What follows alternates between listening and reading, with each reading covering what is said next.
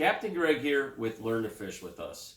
In this tip video, I wanted to share with you some of the tools that I use while I'm ice fishing.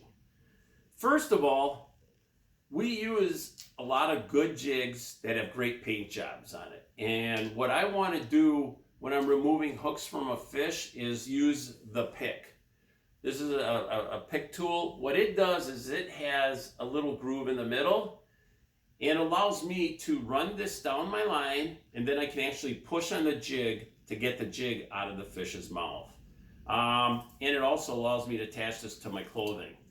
The reason I use the toothpick is because it's plastic. So that plastic will not affect my paint jobs. Where when I was using a hemostat, every time I had to go in and pull it out, I'd actually scratch up the paint. Next tool is a hook file. I like to use a hook file to keep a sharp point on my hook. So every time I'll go out and catch some fish, I'll actually go and sharpen it and make sure that it's sharp. Another tool is a weight. So this weight actually clips onto your line. So when I'm fishing tip-ups, I'll put it down, and let's say I'm fishing near bottom, I at least know where bottom is, then I can raise it up to where I'd like to fish.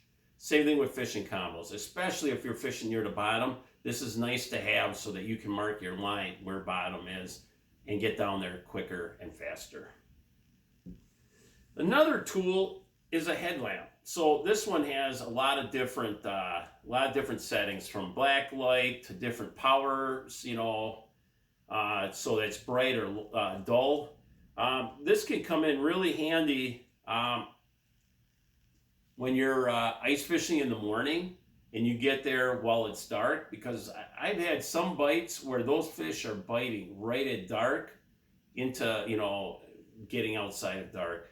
And by having this, I can actually watch my spring bobber or watch my rod tip. A light can also be used to charge up glow-in-the-dark jigs. So another great tip. And also, when you're getting on or off the ice in dark, it's nice to have a light to see where you're walking to. Another thing is, when you tie knots, it's good to have a good pair of shears to actually cut the end, the tag line to that knot, so that you don't cut too far or you don't cut enough. And finally, I've had many times where I've been out ice fishing with live bait. Yeah, I have my plastic and everything, but it just seems like they're liking spikes and wax worms that day. Well, on a good bite, you can sometimes run out of bait. So what I like to do is keep this white gulp maggots on board with me. That way, should I ever run out of bait, I have a backup to go to.